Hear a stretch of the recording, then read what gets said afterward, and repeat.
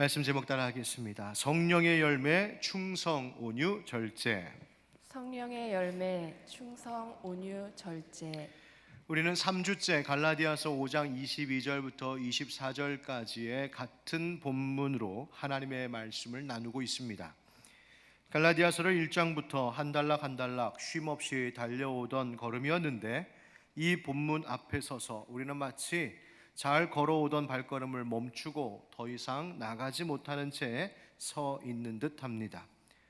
많은 분들에게 익숙한 본문 구절이기에 여러분 다 아시지요? 제가 그렇게 말하면서 서둘러 지나가도 될 듯한데 오히려 그렇기 때문에 잠시 더 오래 머물면서 지금껏 다 아는 것 하면서 스쳐 지나쳤던 이 한 단어 한 단어들을 조금 더 이렇게 저렇게 살펴보면서 그 속에 가려져 있던 그리고 잊고 살았던 의미들을 다시 꺼내어 알아가고 싶은 마음이 있었기 때문입니다. 그런데 이 본문에서 더 머물게 되는 이유는 또 따로 있습니다. 그것은 그렇게 많이 들어봤고 심지어 다 외울 만큼 익숙하게 잘 안다는 이유로 정작 이렇게 살아내고 있지는 못한 채 그렇게 스쳐 지나가는 제 자신의 모습에 대한 반성이기도 합니다. 그래서 이제는 이 말씀을 나눔으로 삶 속에 우리의 일상과 성품 가운데 이와 같은 성령의 열매가 진정으로 맺히기를, 그래서 앞으로 여생 그 열매가 계속해서 풍성히 맺히는 그런 좋은 나무 되기를 바라는 마음이 간절하여 3주째 우리는 이 말씀 앞에 머물러 있습니다. 신앙은 알미 아니라 삶입니다. 성경에 많은 말씀들이 기록되어 있지요. 때로는 읽다 보면 이게 무슨 말인가 할 만큼 어려운 구절을 만날 때도 있고, 또 성경을 읽다가 호기심이 일어나 성경이 말하고 있지 않은 것들도 궁금하여 묻게 되는 경우도 있습니다. 내가 정작 궁금해하는 것들은 왠지 말해주지 않는 것 같아서 답답함을 느끼는 경우도 있고요. 세상에서 일반적으로 말하는 과학적인 역사적인 사실과 성경이 말하는 것이 뭔가 모순되는 것 같아서 왜 성경은 이런 것에 대해서 명확하게 이야기해 주지 않을까 하는 아리송해하는 부분들도 있습니다. 심지어 성경을 나름 전문적으로 연구한다는 성서학자들이나 설교자들도 명쾌하게 답하기 어려워하는 난해 구절도 있습니다. 어떤 이들은 이런저런 이유로 그래서 나는 성경을 못 믿겠다 의심하기도 하죠. 여러분은 어떠십니까? 앞서 말씀드린 것처럼 신앙은 알미 아니라 삶입니다. 성경의 말씀을 지식으로 다 아는 것, 그것이 신앙생활이 아니라 내가 알고 이해한 그 한 구절이라도 그렇게 살아내는 것이 신앙입니다. 아는 만큼만이라도 살자, 아는 대로만이라도 살자, 바로 그런 마음이 말씀 앞에서 필요한 겁니다. 사실 예수님께서 들려주신 말씀의 대부분은 그리 어렵고 심오하고 복잡한 이야기들이 아니었습니다. 예수님 당시 가난한 사람들, 배우지 못한 사람들, 사회의 주류에 속하지 못했던 힘없는 약한 사람들, 그들도 얼마든지 들을 수 있게, 얼마든지 이해할 수 있게 예수님은 말씀해 주셨습니다. 오히려 그 쉬운 말씀을 오늘날 설교자들이 더 어렵게 만들고 있는 것은 아닌가 싶은 생각도 듭니다. 그런데 예수님께서 그렇게 쉽게 알아들을 수 있도록 들려주신 그 말씀이 참 어렵다라고 하는 이유가 무엇일까요? 그것은 말이 어려워서 혹은 이해가 되지 않아서 무슨 말인지 몰라서가 아니라 많은 경우 예수님이 말씀하신 대로 살아내지 못한 까닭일 때가 많습니다. 알기는 아는데 무슨 말인지 이해는 하겠는데 여전히 그렇게 살고 싶지는 않은, 여전히 내 속에 악한 욕심과 그 고집스러운 못난 자아가 깨지지 않아 그 말씀들이 나에게 어렵게만 다가오는 것이죠. 오늘 본문의 말씀도 그렇습니다. 성령의 열매 그 9가지, 사랑, 희락, 화평, 오래 참음 등등. 여러분, 이 단어들의 의미를 모르는 사람이 어디 있겠습니까? 제가 나름대로 열심히 새로운 방법으로 설명한다고 하지만 어쩌면 지난주, 지지난주 설교를 듣고 돌아가시면서 아마 속으로 그러셨을지 모르겠습니다. 좋은 말씀이지. 그런데 뭐 다 아는 이야기인데, 듣던 이야기인데. 그럴 수 있습니다. 그러나 여러분, 우리가 몰라서 또 듣는 것 아닙니다. 그렇게 살아야 하니 또 말씀 듣는 것입니다. 그렇게 살아내야 하니 또 외치고 또 듣는 것이죠. 그러니 하나님의 말씀 앞에서 우리는 겸손해야 됩니다. 왜 하나님께서 그 많은 성경의 말씀들 가운데 오늘 나에게 이 말씀을 듣게 하시는지를 주목하며 생각해야 합니다. 몰라서 아닙니다. 아는 만큼 살지 못하기 때문입니다. 그러니 살라고 또 듣게 하시는 겁니다. 여러분, 아는 것, 그것 아니라 아는 대로 살아내는 것, 그것이 바로 신앙생활의 열매입니다. 사도 바울이 성령이 아닌 육체의 소욕을 따르는 것에 대하여 갈라디아서 5장 29절 말씀에서 그것은 육체의 일이라고 했습니다. 육체의 일. 그런데 반대로 육체의 소욕을 따르지 아니하고 우리 안에 계신 성령님을 따라 행할 때 나타나는 것은 성령의 일이라고 하지 않고 성령의 열매라고 말했습니다. 즉 육체의 일과 성령의 열매. 이 점에 대하여 톰 라이트라고 하는 신학자는 이런 비유로 이야기를 해줍니다. 여러분, 성탄절 때가 되면 저마다 크리스마스 트리를 아름답게 세우고 장식하죠. 가게에도 쇼핑몰에도 백화점에도 집에도 교회에도 언젠가 보니까 불교 사찰 한 절에서도 예수님 탄생 축하한다고 절마당에다가 크리스마스 트리 세워주셨더군요. 뭐 고맙긴 합니다만 말이죠. 그런데 크리스마스 트리를 세우고 거기에는 예쁜 등과 형형색색의 장식물들을 막 답니다. 반짝거리는 등도 답니다. 구슬도 답니다. 마치 나무마다 반짝이는 열매들이 하나 가득 달린 것처럼 보입니다. 그렇게 보이는 겁니다. 성탄절이 지나면 어떻게 됩니까? 그 화려한 모든 것들 다 떼서 포장해서 다시 상자 안으로 집어넣습니다. 창고 안에 들어갑니다. 아무것도 없습니다. 혹 실제 살아있는 나무에다가 장식을 해두었었더라면 나무는 그대로 있을지언정 달려있던 열매처럼 보였던 그 장식들은 다 사라지고 없습니다. 왜 그렇습니까? 그것은 다 전시용이었기 때문입니다. 진짜가 아닌 전시용 장식 말이죠. 여러분, 무슨 말씀을 드리려는지 이미 감이 오시죠? 육체를 따르는 일, 그 일이란 그런 것입니다. 설사 내가 뭐 악한 범죄를 저지르는 것은 아니고 나쁜 짓 하는 건 아니지만 성령의 감동이 아닌 그저 자기 만족 위에 자기 의의를 내세우며 자기 노력과 자기 수고로 보기에 멋진 것들을 해내었다면 그것은 잠시 열매처럼 보일지는 모르겠지만 본질적으로 그것을 열매라고 할 수 없습니다. 그것은 그저 일일 뿐입니다. 잠시 그렇게 화려하고 멋지게 보이는 것들입니다. 아름다워 보이지만 시간이 되면 곧 정리해서 다 집어넣어 버릴 장식용, 전시용에 불과한 겁니다. 우리의 신앙생활이 그저 그렇게 잠시 보여졌다 집어쳐넣는 그런 전시용 장식이 되어서는 안 되지 않겠습니까? 그러나 성령의 열매는 그렇지 않습니다. 그것은 일이 아니라 열매입니다. 열매가 맺기까지는 시간도 참 오래 걸리고 수고도 많이 뒤따릅니다. 크리스마스 트리 장식처럼 반짝거리면서 사람들의 눈길을 사로잡는 것도 없습니다. 때로는 어떤 열매들은 그것이 맺힐 때에 저 나무에 열매가 있는지 없는지 잘 보이지 않는 것들도 있습니다. 심지어 맺히는 듯 했다가 힘없이 떨어지는 것도 있습니다. 벌레가 먹기도 하고 병이 들기도 하고 하여튼 열매 하나 맺기가 보통 어려운 일이 아닙니다. 그러나 전시용 장식과 그 수고롭게 만들어진 열매, 보잘것없는 듯 하지만 때로는 너무나 빈약한 것 같지만 그러나 그 열매는 본질적으로 장식용 열매와 차이가 있습니다. 바로 생명이 있느냐 없느냐의 차이입니다. 생명이 없는 것은 잠시 화려하긴 하겠지만 그것으로 끝나버리는 것이죠. 그러나 생명이 있는 것은 비록 잘 보이지 않는 것 같기도 하고 별로 먹음직스러워 보이지 않는 것 같기도 하고 볼품없어 보인다 할지라도 생명이 있는 열매는 반드시 다른 사람들을 유익하게 합니다.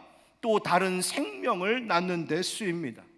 그것을 먹이게 함으로 누군가의 생명을 살리기도 하고 심지어 나무는 스스로 그 열매를 떨어뜨려 한 알의 밀알과 같이 썩어지게 함으로 또 다른 밀알을 탄생시키듯 생명의 씨앗이 되도록 사용하기도 합니다. 성령을 따라 산다는 것은 그냥 아는 것 아니라, 그리고 더 알기만 하려고 하는 것이 아니라 내가 아는 만큼이라도, 내가 아는 대로라도 그렇게 살아내는 바로 열매 맺는 일입니다. 예수님은 그래서 이렇게 말씀하셨죠. 누가복음 6장 46절에 너희는 나를 불러 주여 주여 하면서도 어찌하여 내가 말하는 것을 행하지 아니하느냐. 동일한 말씀을 마태복음 7장에서는 나더러 주여 주여 하는 자마다 다 천국에 들어갈 것이 아니요 다만 하늘에 계신 내 아버지의 뜻대로 행하는 자라야 들어가리라. 아멘. 사랑하는 성도 여러분, 여러분은 어떤 나무 되고 싶으십니까?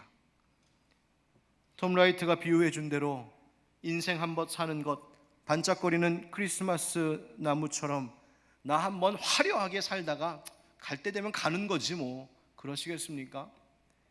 어제 오랜만에 한강공원에서 불꽃 축제가 있었다고 하죠. 그렇게 쏘아 올려서 불꽃이 팡 터질 때 화려한 것처럼 인생 뭐 있어? 그냥 한 방 쫙 쏘아 올려서 화려하게 불태우고 가는 거지 뭐. 여러분 그런 인생 사시겠습니까? 아니면 오히려 그 한 번뿐인 인생이니 누군가에게 생명을 주고 또 다른 생명을 탄생시키는, 나는 씨앗되는 열매를 맺으며 살겠노라고, 난 진짜 생명 있는 열매를 맺는 인생 되겠다고 그렇게 마음에 소원하고 계십니까?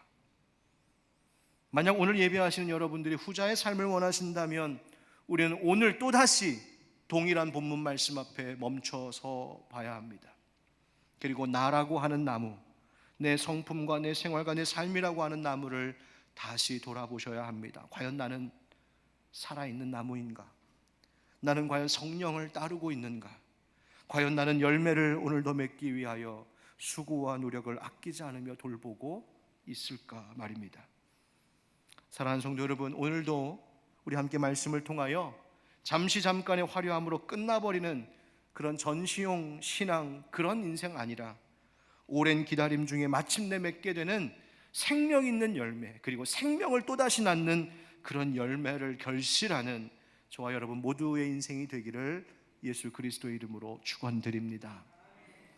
여러분 한번 복습해 볼까요? 성령의 열매 중에 처음 세 가지가 뭐였는지 기억하십니까? 사랑, 그 다음 희락, 화평. 이번에 다 외우기로 했죠. 사랑, 희락, 화평. 이 세 가지는 하나님과 나 사이의 관계와 관련 있다고 이야기했습니다. 나를 아가페의 사랑으로 사랑하신 그 하나님, 그 사랑 내가 알고 받았으니 나도 그 사랑으로 사랑하며 살겠다 하는 것입니다. 희락, 세상이 주는 기쁨이 아니라 하나님 주시는 기쁨, 하나님 안에 있음으로 사라지지 않는 그 기쁨 누리는 것. 화평은 뭡니까? 예수 그리스도 십자가의 희생으로 하나님과 나 사이가 화평하게 되었으니 나도 누군가에게 은혜 베풀며 화평을 이루며 살겠노라 하는 바로 그 열매들이죠. 두 번째로 우리가 살펴봤던 그 세 가지 여러분 기억하십니까? 오래 참음, 그 다음 자비, 그리고 양선. 우리가 한 3개 넘어가니까 또 헷갈리지요? 사랑, 희락, 화평, 오래 참음, 자비, 양선, 맞습니다. 이 두 번째 세 가지 그룹은 나와 이웃, 나와 다른 사람들, 나와 세상과의 관계와 관련 있다고 볼 수 있습니다.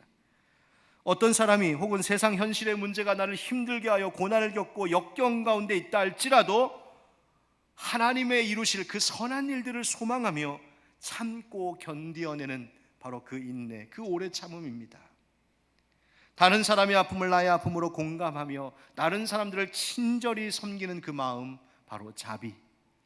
그리고 그 선한 마음이 생각으로만 있는 것이 아니라 나의 말과 나의 행동으로 일관되게 표현되는 것, 그래서 위선이 아닌 진실함으로 나의 만족을 위한 것이 아니라 정말 그 사람을 위하여서 나누고 베풀고 섬기는 그 진실한 삶을 일관되게 살아내는 바로 양선, 그 열매였습니다. 하나님과 나, 그리고 이웃과 세상과의 나, 이런 관계에 있어 성령을 따르는 삶을 생각해 보았다면 한 가지 우리가 관계 맺고 사는 대상 중에 남은 것이 있습니다. 그것은 바로 나 자신입니다. 그것과 관련된 성령의 열매 세 가지, 나를 대하고 나에 대해서 돌아보며 생각하는 세 가지가 바로 이것입니다. 따라하시죠. 충성, 온유, 절제.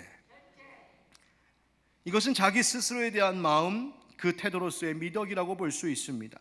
모든 성령의 열매가 그런 것처럼 이 또한 예수님의 성품을 담는 것이요, 하나님의 형상대로 지음받은 우리인이 살아가면서 회복해야 할 바로 그 모습인 겁니다. 성령의 열매 그 7번째 바로 충성입니다. 한번 따라합시다. 변함없이 신실한 충성. 변함없이 신실한 충성. 충성은 헬라어로 피스티스라고 하는데 그것을 성경에서는 믿음이라고 번역하기도 합니다. 그래서 이 피스티스를 하나님을 믿는 믿음, 그리스도 예수를 구주로 고백하며 믿는 믿음을 말할 때 이 단어를 씁니다. 그런데 오늘 본문 속에서의 헬라어 피스티스는 본문의 내용 맥락상 그 대상이 하나님에 대한 우리의 영적인 그 믿음, 숭배, 그것을 말한다기보다는 내 삶에 대한 신실함으로서의 피스티스를 이야기하고 있습니다. 여러분, 충성하면 군대를 떠올리는 분들이 많으실 겁니다. 거수경례하면서 저도 옛날에 우리 사단장 장군을 옆에서 모시는 보직에 있어가지고 좀 각이 나옵니다. 충성 좀 나오죠. 충성, 그것은 국가에 대한 충성, 그리고 상명하복의 군대에서 상관에 대한 충성을 다짐하는 의미로 그렇게 합니다. 그런데 그렇게 누군가에게 충성한다는 것은 사실 어떤 상황에서나 변하지 않는 신의를 스스로 보이는 자세입니다. 그렇게 되려면 자기에게 맡겨준 어떤 일에 대하여 누구에게든지 성실한 태도를 갖는 것입니다. 상관 앞에서는 멋지게 충성 외치며 경례해놓고서는 뒤로 돌아가서는 상관이 명령한 대로 하나도 하지 않고 자기 멋대로 행동한다면 그가 외쳤던 충성은 거짓이고 위선이 되는 것이죠. 예수님께서 비유로 말씀하신 것 가운데 두 아들에 대한 이런 이야기가 있었죠. 두 아들이 있었는데 아버지가 큰아들 맏아들에게 얘야 너 포도원에 가서 일 좀 하고 와라. 그랬더니 아들이 씩씩하게 예 아버지 저 가겠습니다 말해놓고는 집 밖으로 나가다가 마음이 바뀌어갖고 안 갔습니다. 둘째 아들한테는 얘야 너 가서 포도원 가서 일 좀 해라 그랬더니 앞에서는 아 싫어요 아버지 맨날 나한테만 시켜요. 그래놓고는 나가는 길에 마음이 뉘우쳐져서 포도원 가서 일했습니다. 누가 충성된 아들입니까? 예수님께서 이런 비유도 말씀하셨죠. 주인이 종들에게 각각 달란트를 주고 타국으로 나갔는데 그 사이 5달란트, 2달란트 받은 종은 열심히 일하여 남기고 1달란트 받은 종은 그것을 땅에 그냥 파묻어 두었다가 아무것도 남기지 못했습니다. 그때 남긴 종들에게 주인이 칭찬하며 했던 말이 무엇인가요? 우리 한번 같이 읽어보겠습니다. 시작. 그 주인이 이르되 잘하였도다 착하고 충성된 종아, 내가 적은 일에 충성하였으며 내가 많은 것을 내게 맡기리니 내 주인의 즐거움에 참여할지어다 하고. 아멘. 충성된 종이란 바로 그것입니다. 충성이란 스스로 정직하며 진실된 신실함입니다. 상관이 앞에서 보고 있거나 보지 않거나 주인이 곁에 있거나 없거나 그가 보지 않는 때에도 변함없이 신실한 태도, 나와의 약속을 지켜가는 것이 바로 피스티스 충성입니다. 그래서 어떤 상황에서도 나에게 주어진 그 일에 대하여 의심하지 아니하고 때로는 그것이 나를 너무 힘들게 만드는 일일지라도 그것의 의미를 좋게 여기면서 참고 또 너그럽게 그 일에 임하는 태도, 그것이 충성입니다. 충성의 사람은 그래서 변덕스럽지 않습니다. 누가 보든 보지 않든, 나에게 어떤 칭찬이 돌아오든 돌아오지 않든 그와 상관없이 그 일에 대하여, 또 그 일을 맡긴 누군가에 대하여 신실한 사람입니다. 그래서 모든 일에 누구든 그를 믿어주는 믿음을 갖는 태도요, 그러니 또 누구에게든 그도 믿음을 얻을 만하게 되는 것이죠. 충성된 신하는 왕에게 가만히설하지 않고 진실한 마음으로 옳고 틀린 것을 말해주는 직원도 서슴지 않습니다. 그런 말을 우리는 충언이라고 말하죠. 충성된 말. 사람들은 그런 사람들을 결국에는 의지하고 따르기를 좋아합니다. 그러니 충성의 사람 곁에는 마음을 함께하고 동참하고 도와주고 결국 사랑하며 우정을 나누는 그런 사람들이 함께 모이기 마련입니다. 왜? 상호 신뢰가 쌓이기 때문입니다. 고린도전서 13장에서 사랑의 속성에 대해서 설명할 때 7절 말씀 중에 이런 구절 나옵니다. 사랑은 모든 것을 믿으며라고요. 바로 이것입니다. 여러분, 사랑은 의심하지 않고 끝까지 믿어주는 겁니다. 변치 않고. 사랑은 믿을만하게 행동하는 것입니다. 신실하고 진실되게. 사랑은 끝까지 약속을 지켜내는 것입니다. 사랑은 바로 그 신실함입니다. 사랑하는 성도 여러분, 우리 충성의 사람 되어 신실함의 열매 맺기를 주의 이름으로 축복합니다. 하나님 보시기에 신실한 자로, 성실하고 충직한 자로 살아내므로 우리 언젠가 주님 앞에 다시 설 때에 착하고 충성된 종아, 칭찬받을 수 있는 우리 모두가 되기를 예수님의 이름으로 축원드립니다. 성령의 열매 8번째는 바로 온유입니다. 한번 따라 하실까요? 진정으로 강한 능력, 온유. 진정으로 강한 능력, 온유. 바로 프라우테스라고 말하는데, 온유, 그 말 그대로 온화하며 따뜻하며 부드러운 마음과 태도입니다. 민수기 12장에 보면 모세에 대하여서 증언하기를 이 사람 모세는 온유함이 지면에 모든 사람보다 더하더라, 이렇게 되어 있습니다. 실제로 출애굽기와 민수기 속에 나오는 그 역사, 이스라엘 백성들의 광야 시절의 이야기를 읽어가다 보면 모세 진짜 온유한 사람이었구나, 정말 우리가 동의하게 됩니다. 광야 시절 이스라엘 백성들이 얼마나 하나님을 대적했습니까? 또 얼마나 모세를 원망했었는지 아시죠? 노예 생활했던 그들을, 그 소망 없어 보이는 이들을 애굽에서 구원하여서 자유인 되게 하셨고, 가나안 땅을 약속하셨고, 그 가나안 땅 가는 동안에 필요한 것 떨어지지 않도록 놀라운 기적으로 공급하시고 인도하셨는데도 불구하고 그들은 잠깐의 어려움 앞에서도 쉽게 불평하고 원망했습니다. 심지어 금송아지 만들어 놓고 우상 숭배했습니다. 애굽으로 돌아가는 게 차라리 낫겠다고 하는 이들도 있었습니다. 모세와 아론을 향하여 반역했습니다. 그런데 그때마다 모세는 놀랍게도 그 진노하시는 하나님 앞에 엎드렸노라고 성경은 증언합니다. 뭐 한 겁니까? 하나님의 진노하시는 그 마음을 압니다. 그런데 하나님 구원하신 백성들입니다. 불쌍히 여겨주시고 용서해 주십시오. 이것이 모세의 성품이었습니다. 수없이도 수백 번, 수천 번, 수만 번 얼마든지 분노할 만한 했던 그 상황 속에서도 모세는 온유했습니다. 온유의 사람은 쉽게 분노하지 않습니다. 물론 마음에 화가 치밀어 오르는 순간들도 있겠지만 그것을 참고 누르고 물리칠 줄 아는 힘을 가진 사람입니다. 온유, 이 프라우테스라고 하는 단어의 유래를 이렇게 전하기도 하는데요, 여러분 야생마 아시죠? 주인의 손에 길들여지지 않은 야생마, 통제되지도 않고 제멋대로 거칠게 행동하는 야생마. 그런데 주인이 가득 그 고삐를 딱 메고 주인이 훈련시키고 통제하다 보면 결국 어느 순간인가 그 성질이 죽고 얌전해지고 부드러워져서 이 야생마, 거칠기로 말할 데 없던 그 야생마가 주인의 말과 지시를 고분고분 따르기 시작하는 순간이 있습니다. 바로 그때 그 성질이 꺾이고 따르기 시작할 때 그때를 그 말이 프라우테스 되었다, 온유해졌다라고 말하는 겁니다. 거칠고 강한 성품이었던 내가 주인 되신 하나님의 다스림을 받아 하나님의 뜻대로 순종하며 따르는 자로 변화될 때, 하나님의 손에 내가 길들여져 갈 때 비로소 내 안에도 온유의 열매가 맺혔느라고 말할 수 있는 것이죠. 이렇게 되기 위하여 하나님은 우리에게 때로는 어려운 일을 허용하시기도 하십니다. 마음에 시험 드는 일을 만나기도 하시고, 사람과의 관계 속에서 큰 갈등과 어려움을 겪게도 하시고, 때로는 재정적으로, 때로는 건강에 고통과 어려움을 주기도 하십니다.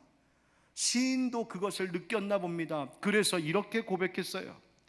시편 66편에 하나님이여 주께서 우리를 시험하시되 우리를 단련하시기를 은을 단련함같이 하셨으며 우리를 끌어 그물에 걸리게 하시며 어려운 짐을 우리 허리에 메어두셨으며 사람들이 우리 머리를 타고 가게 하셨나이다.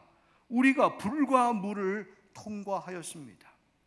여러분, 은을 단련함과 같이 그물에 걸리듯이 허리에 짐을 메고 걷는 것처럼, 여러분, 그것이 얼마나 힘들고 무거운 일입니까? 얼마나 기막힌 어려움들입니까?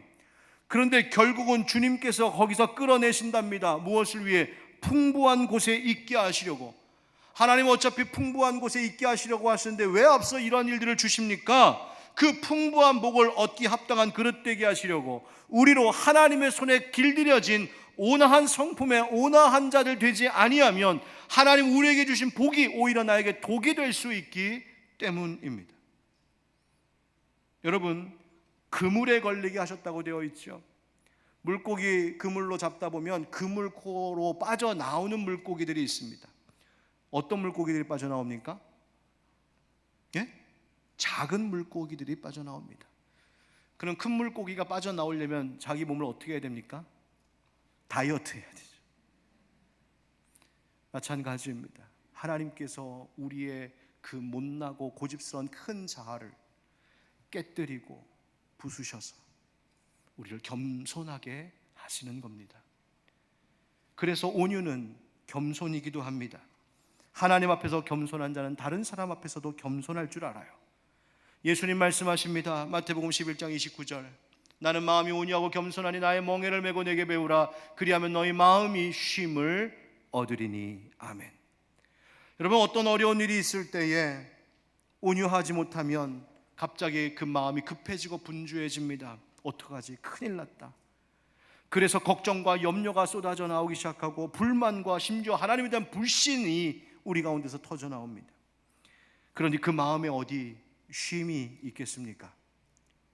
그러나 온유한 사람은 그 어떤 어려운 일을 만났을 때에 오히려 이 일을 통하여 하나님이 나를 다루고 계시는구나, 하나님의 손에 나를 길들이고 계시는구나, 나에게 더 온유한 성품을 주시려고 하시는구나 라고 주님을 신뢰합니다. 그러면 어떠한 상황 속에서도 그 마음의 온유함, 평안함이, 그 마음의 쉼이 찾아옵니다. 온유한 성품, 겸손의 마음, 바로 예수님 닮은 모습입니다. 하늘의 모든 영광 내려놓고 이 땅에 고난받는 종으로 오신 예수님, 그분의 겸비하심을 담는 것, 그것이 바로 온유입니다. 여러분, 오해하지 마십시오. 온유는 절대로 연약함 아닙니다. 무기력하거나 심약하거나 우유부단한 것을 말하는 것이 아니에요.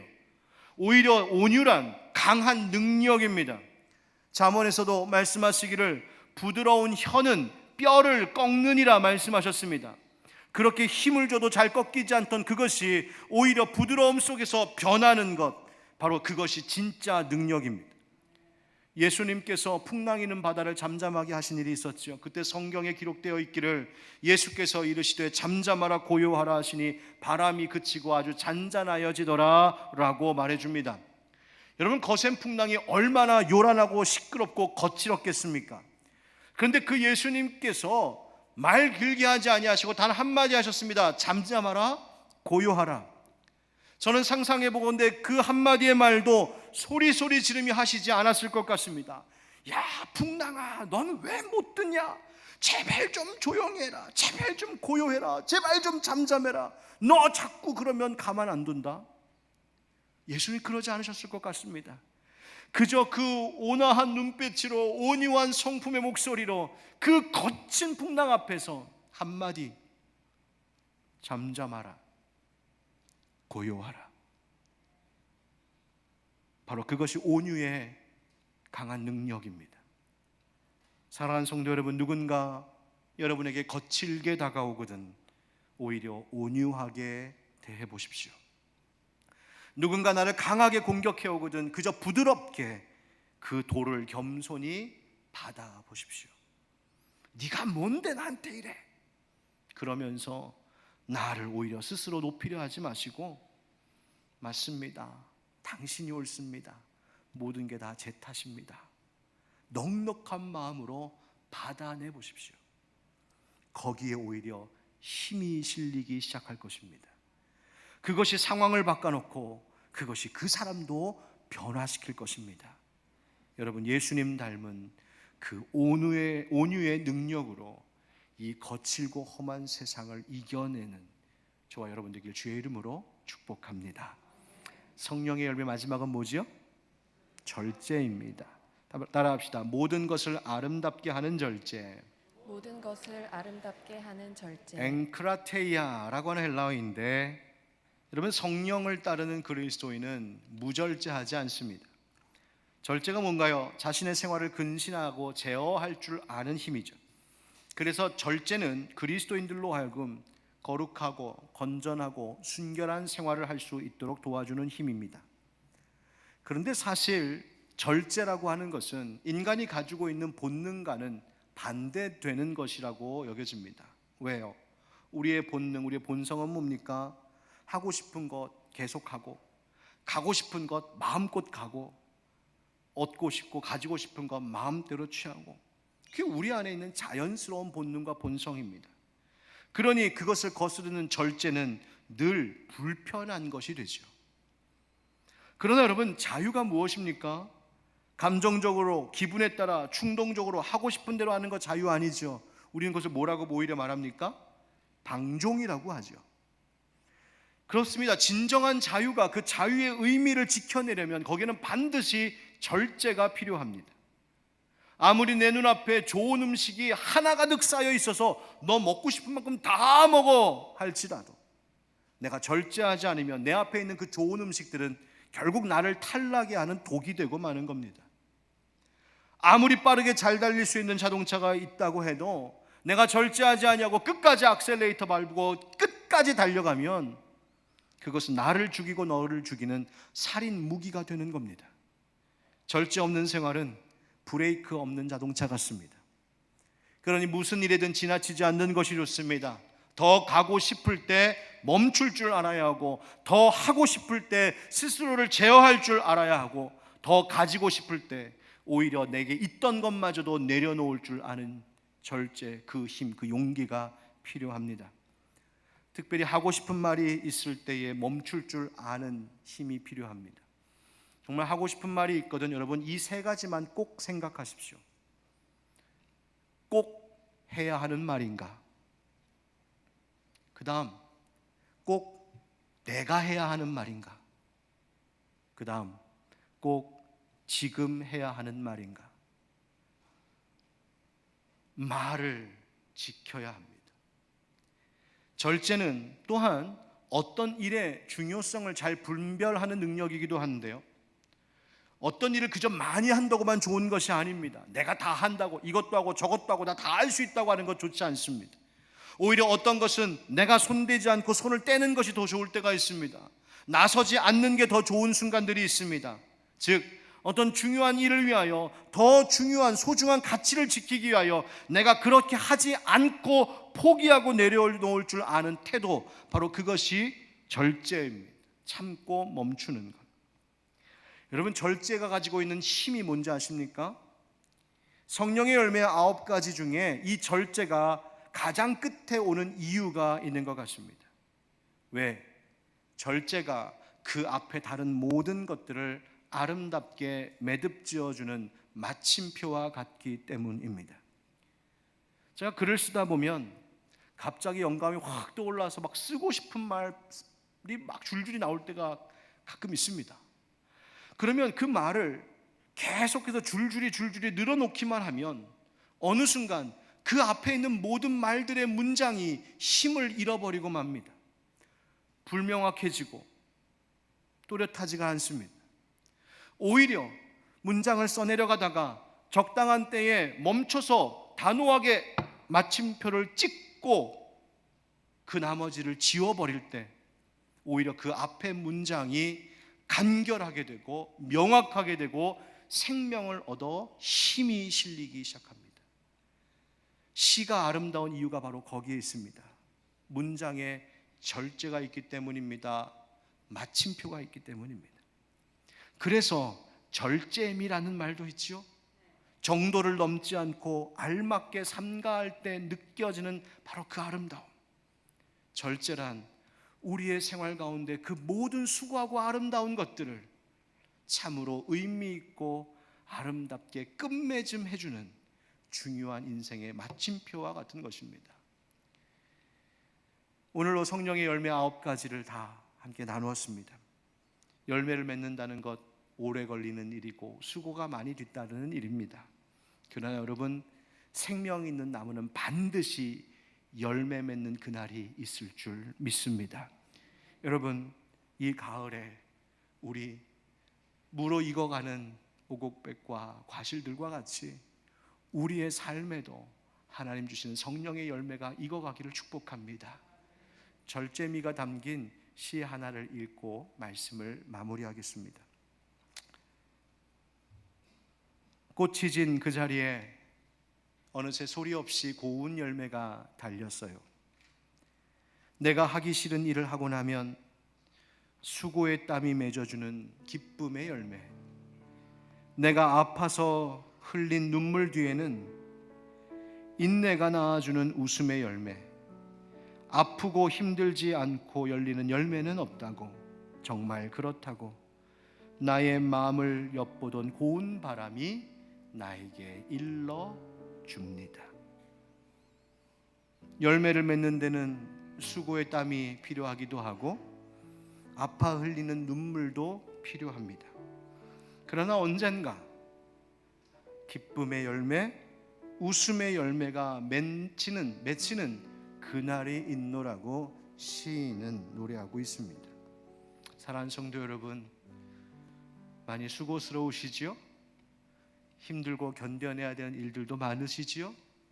그러나 우리 주님 앞에 서는 그날 마침내 우리에게도 기쁨의 열매, 웃음의 열매가 여기 있노라고 하나님 앞에 영광 돌리며 감사할 수 있는 그날이 있기를, 그때까지 우리 성령을 따라 행하는 성령의 사람들로 살아갈 수 있기를 주 예수 그리스도의 이름으로 축원드립니다. 기도합시다. 우리 함께 기도합시다.